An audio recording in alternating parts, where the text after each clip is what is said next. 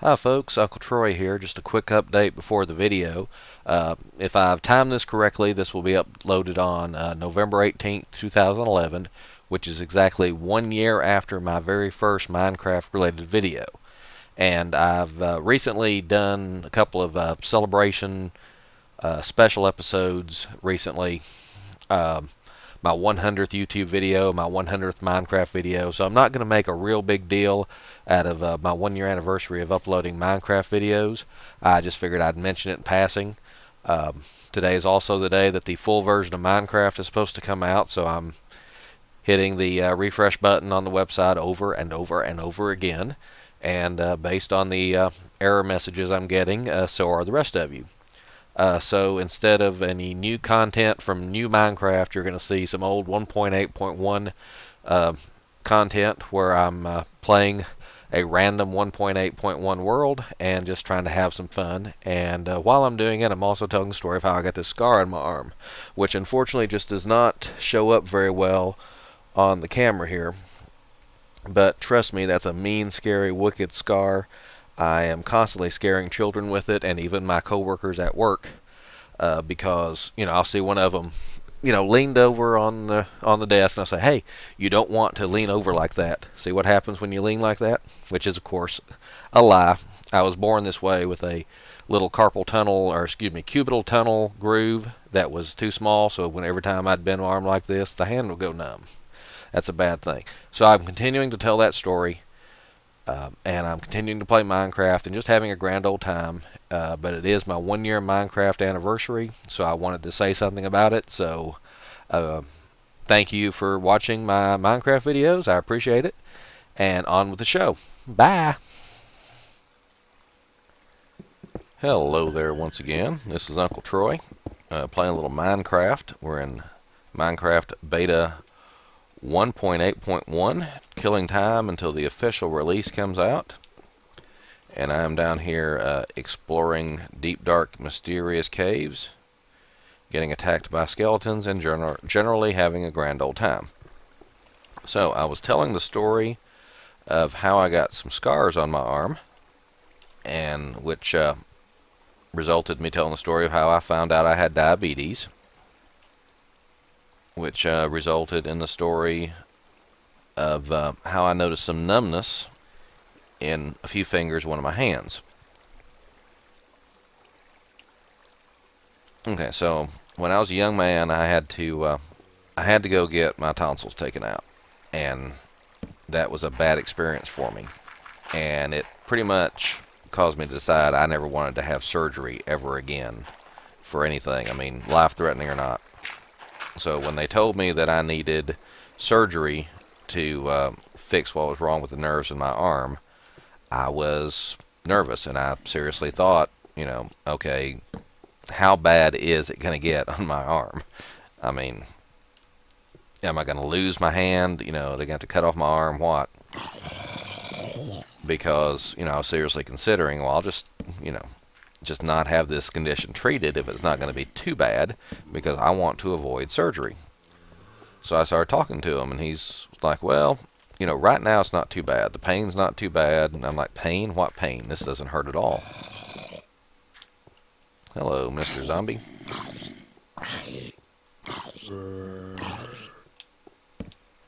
Alright, let's see what we got here. I don't know why I'm collecting gunpowder. Let's see, I don't need wheat. Let's see. I have enough wheat to make a few pieces of bread while I'm at it, though.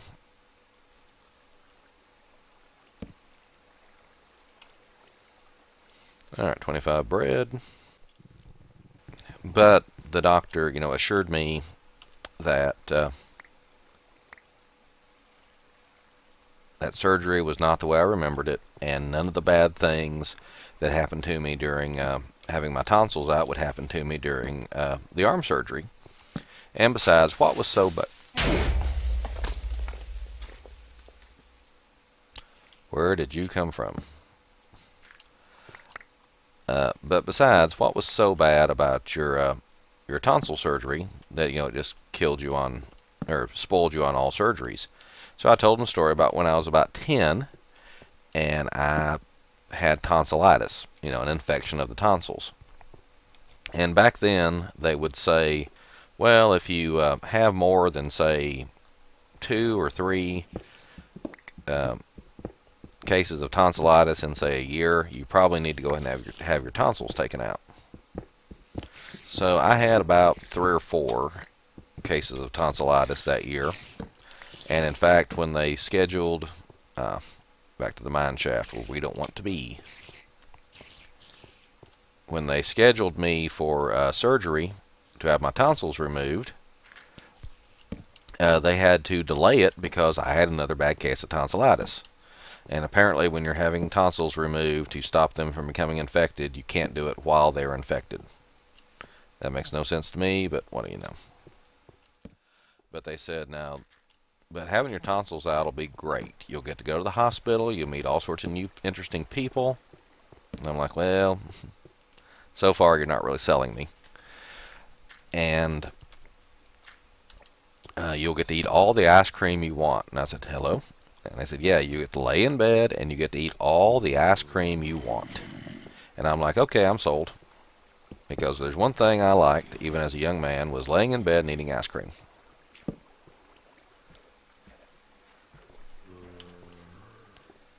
And I said, but I'm afraid to get shots. And they said, well, that's okay. And I said, really? Yeah, really. We'll fix it where you don't have to get a shot. You can just breathe some gas and go to sleep. And then you'll wake up and everything will be all taken care of. And then you get to eat all the ice cream you want. So I thought, okay, you've convinced me.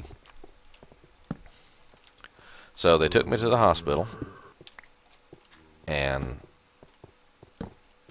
got me in a room. Hello, Mr. Creeper. Got me in a room. Hello, Mr. Creeper.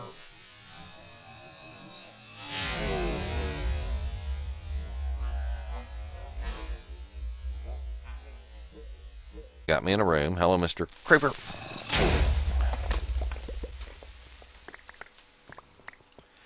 I guess you came from up there. Let me get down here.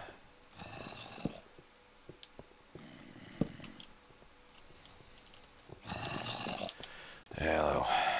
Okay. Guess I'm going to light it up here a little first before I can go down.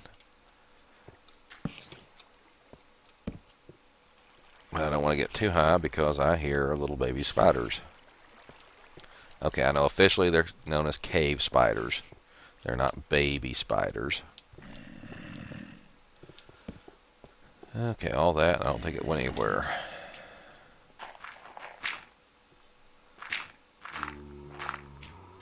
So when I got to the hospital, first thing I found out they lied to me about was that I had to get a shot.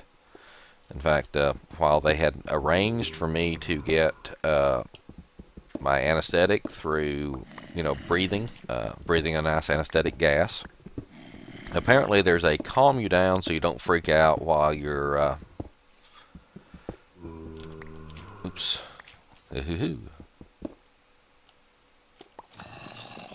there's a medication you have to take before you take the medication that puts you under to calm you down so you don't freak out while you're going under from the gas. And that medicine is only available in shot form. So I had to get an injection anyway. So naturally, being 10 years old, being lied to about getting a shot, I got up and ran away. And bounced off the security guard, ran for the fire exit at the end of the hall, and had that fire exit been properly working and able to open with the correct amount of force, they would have never caught me. But as it was, I bounced off the fire exit, and I tried to bring it to their attention back then, because even back then, before I was a security officer, before I'd ever worked at a hospital, I realized that if it's a fire exit, you're supposed to be able to get out of it in the case of an emergency. And if a 10-year-old boy can't push the door open, then a 10-year-old boy will die in a fire. But no one seemed to really care about that. They were always concerned about how I'd try to run away when they tried to give me the shot.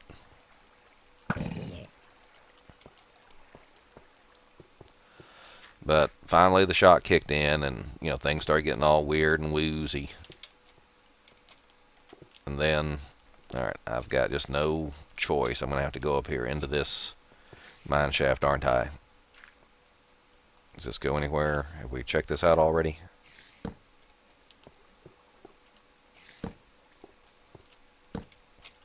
Nope, goes nowhere. Well, so this was on, I think, a Wednesday. And I believe the plan was that I would go in Wednesday morning. I'd have the surgery. They would keep me overnight, and then I would go home Thursday morning. So I woke up apparently Friday night, still in the hospital, which surprised me. And I kept asking people questions. Why am I still in the hospital? Wasn't I supposed to be home by now? Where's my ice cream? And they just kind of look at me and kind of like reach over and pat me on the head or something, and then go back to what they were talking about. Which, when you're 10 years old, that was really, really irritating. So eventually, I quit asking, just watched television for a while. Alright, apparently I'm topped up on the... Yeah, I'm topped up on coal now. Okay. Just watched television for a while. It was Robinson Crusoe. I know it's pronounced Robinson Crusoe, but I used to watch Gilligan's Island as Robinson Crusoe, as primitive as can be. So, it was a Robinson Crusoe movie, and then Saturday morning, they finally started answering my questions. And it turns out the reason why they were ignoring me Friday night was that I'd come out of the anesthetic Wednesday afternoon after the surgery, and I was talking out of my head and wasn't making any sense at all, and asking all these stupid questions over and over again, and then I would go to sleep, and then about 15 minutes later I'd wake up talking out of my head and asking the same questions over and over. So eventually they got tired of answering my questions. So when I came to Friday night, aware of myself again, I guess is the way to say it, not freaked out. Nobody wanted to answer my questions because they thought it was just another case of, well, he'll go to sleep here in a few minutes and forget everything anyway, so there's no reason to show him any basic human consideration. Alright, let's check our supplies. What we got is a nice corner here. Iron armor still in good shape. Plenty of coal. Tons of melon seeds we've still not done anything with. Gunpowder. Looks like it's at night. And I just heard a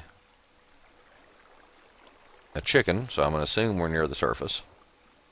I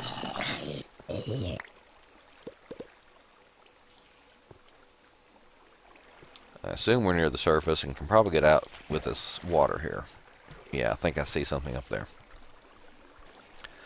So I'm like, okay, that explains why nobody answered my questions, and I'm still mad at y'all for making me have that shot after you said I would never have to have a shot while I was here. But I'll forgive you if you will just let me lay here in bed and eat my ice cream. And that's when they said, oh, well, we're sorry about that, Troy, but it seems you've developed an infection. And you've got an infection of your sinuses and your mucous membranes, and you can't have any dairy products now because that causes the mucus to thicken. So instead, we'll get you some sugar-free lemon pops. And this was a long time ago, and modern sugar-free sweeteners did not exist yet. So sugar-free lemon pops tasted very, very bad. And now you remember the other thing they said I could do is just lay around in bed. Well, it turns out that I'd been in bed for about 3 days by that point. And so the doctor didn't want me laying around in bed anymore. He wanted me up and around to exercise. So the promises were no shots. You could eat all the ice cream you want and you could lay around in bed. And when I got there, they gave me a shot. They would not give me ice cream, and then they would not let me lay in bed. So as an adult, I'm still a little peeved that, I'm having to go through surgery again because I remember what that was. And it wasn't so much the, having to get a shot or not getting your ice cream, or not being allowed to lay in bed. It was the fact that when the last time I was under general anesthesia, which is what they call it when you go completely out, completely loss of consciousness, it took me 3 days to remember who I was again. And as a child, that was an interesting story. As an adult, that sounded terrifying, because I had seen a grandfather who, after surgery, was not himself for months afterwards, and really never completely recovered before he passed away. And I had, working at a hospital, I had seen people, come out of surgery not the same person they went in. Sometimes temporary, sometimes permanent, and I did not want to experience that myself again. But they assured me that anesthetic had come a long way in the last, 30 years or so, and that I had absolutely no qualms at all, or no reason to be worried, no reason to have any concerns at all. That's the word I was looking for, about this surgery coming up. And I said, well, okay. And it was around Thanksgiving, Christmas, thereabouts, somewhere in the holiday season, as we like to call it around here, when we made this discovery about my arm. And so the arm doctor, says, well, we need to schedule you for surgery, and he finally talked me into it. And I said, well, okay, when do we need to do this? And he says, well, when do you want to do it? So I half-jokingly said, well, if it's not going to be the matter of life or death, I'd like to wait until after Christmas, so I could spend Christmas with my family without having to worry about, recovery or anything. And he said, oh, that's fine. There's no hurry about it. Did I lead you to believe this was an emergency? This is a matter of life or death? Oh, no, sir. This is no urgency at all. And I thought, whew. He says, we can do this anytime in the next month or two and still save the use of your hand and probably not have to amputate. And I said, what? And it says, oh yeah, the nerve damage won't be irreversible, for at least another month or so. You're fine. Go ahead and spend time with your family for Christmas. Just contact me after Christmas and we'll schedule. Hello, Mr. Cave. Contact me after Christmas and we'll schedule you your surgery. And I said, tell you what, let's take care of that right now.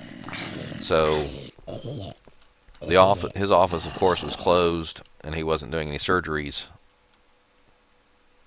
Looks like another good place to to explore. His office was closed, and he wasn't doing any surgeries right around New Year's. So I think the 3rd or 4th day of January was the earliest he could do the surgery, and that was when we scheduled the surgery to be done.